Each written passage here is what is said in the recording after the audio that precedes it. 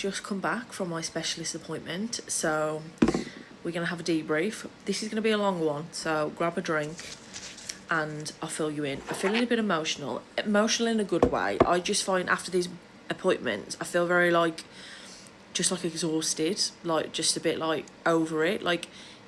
The appointment was good, it was good, and the specialist I saw, it was Dr. Ghosh in Worcester, and I've said it before, I generally think she's really good in terms of she never makes me feel like I'm trying to prove my symptoms or anything. She's very good at just listening and then suggesting stuff, so I do generally think she's really good at stuff like that. But anyway, so for anyone that's new here, I basically was diagnosed with endometriosis in 2023, and I had ablation surgery. Don't believe the surgery was done in the right way. I was referred to an endometriosis specialist. I saw her around 18 months ago now, where they kind of said they would, it would be sensible for them to offer me another surgery to do excision, and I had to get my weight down, and they'd contact me in 6 months essentially. Obviously a long time's gone by because of loads of waiting lists, and things have progressed and got worse for me. So for instance, I've been having a lot of bladder issues, bowel problems, sciatica nerve problems, had a lot of recurring UTIs, all sorts of things have been happening. Obviously I've had to leave my job because of my endometriosis, and things have massively been affected, and I've been struggling in many ways. So obviously this specialist appointment, it was kind of a bit of a big one really, because it was to talk about many things. So in this appointment we spoke about everything from the first surgery, UTIs, bells, work, literally everything in whatever way it affects me. So we kind of started talking about how all the UTI symptoms and the recurring UTIs, and back and forth with the GP and all that kind of stuff. And then we moved on to the bowel issues, and then the leg pain, the sciatica pain. Then we moved on to the fertility aspects. Obviously me and Dave have been on a fertility kind of journey for a while now. Nothing's really happened. We've had a couple of referrals put in and they've been rejected, and now she's willing to put another referral because she's happy that my weight's got down enough to get some testing.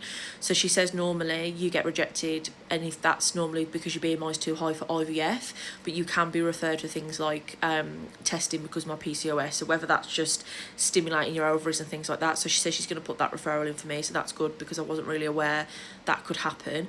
I'm already on the pain management list, but she says because they've actually said to me now they've put me on the waiting list for a second surgery. So she has said because she's happy that my weight is coming down and I'm losing weight regularly, that she's willing to offer me an excision surgery. They're going to do a robotic excision surgery. So if anyone doesn't know what that is, it's basically just a more advanced version of a keyhole surgery. So that's what they're going to do. And they're also going to do a hysteroscopy, which is essentially a camera into the uterus. And they're also going to do a cysteroscopy, which is a camera into the bladder. So they're going to do all that together. And I'm on a waiting list for that now. And so yeah, basically they're going to just see what's going on in there. And she has said, obviously, if she finds endometriosis, the aim is to kind of cut it away if she can. Obviously there can be situations where maybe they can't, maybe it's too close to something or whatever. I had an MRI a long time ago, and initially this MRI didn't show anything. That's what my GP said, but I asked for a second opinion with a specialist, and they basically said there was slight tethering around the colon, which could signify scar tissue or maybe endometriosis. So she looked at that and she brought that up again today, and she did an internal examination to see if anything had changed. But with everything that had happened and been discussed, she's happy to offer me that surgery. And in the meantime, she's given me some other things like laxatives to kind of help with my constipation. And there's an endometriosis nurse in Worcester. I've never actually spoke to her personally, but for instance I've got her email address, and apparently she's really good for other ways of managing pain holistically and stuff. So I'm going to reach out to her and see whether she can do anything. A lot of people have had kind of appointments with her before, but in Worcester there's a few specialists, and then there's a few service leads and stuff, but Dr. Ghosh, generally, I do think she's really good in terms of being that surgeon that specialises in it. So I feel a lot more confident having a surgery with her rather than before, because before one, it was just a standard gynae and not a specialist.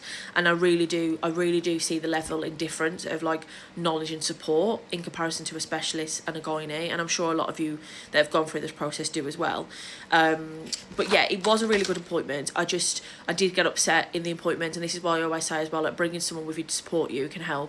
My mother-in-law was waiting for us, but Dave actually came in with me, and it just kind of helps in terms of helping them understand how it impacts you daily and stuff. But I always say after these appointments, even though they go good or badly, I still just feel exhausted, because for me, it's like the whole process, like I'm doing this whole process again, and in a couple of years I might have to do it again, and it's going like back and forth, having another surgery. Like I've always been reluctant because my first surgery caused me problems, so I've always been a bit nervous about having a second surgery, but then I feel like I need to.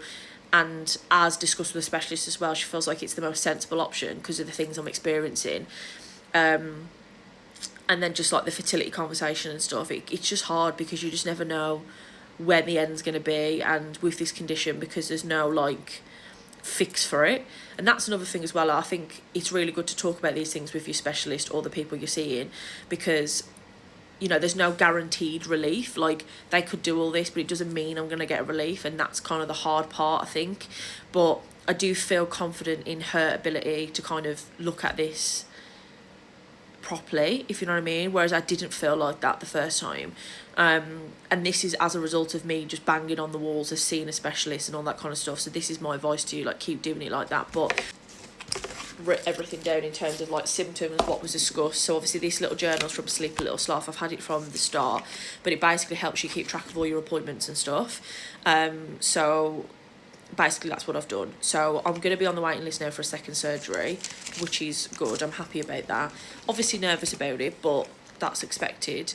But there's other things that she's kind of put in place for me, like the fertility referral again, so that's good.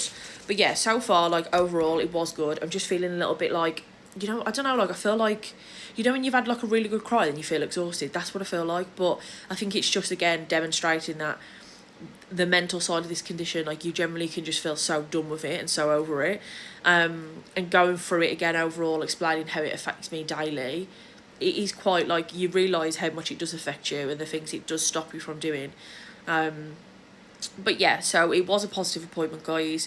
Would recommend seeing a specialist. You can be referred to a specialist via your gynaecologist or your GP. Always ask for a second opinion if you're worried about anything. And I'm going to have a list of questions even before I have the surgery as well. If anyone's got any questions, please drop them below. Sorry this was a really long video, but because my brain is feeling like quite done with today, I'm not in the mood to do like short snappy videos, so this is going to be just long. So I appreciate anyone if you've got to the end, but that was my update. But please feel free to message me or drop me any questions below.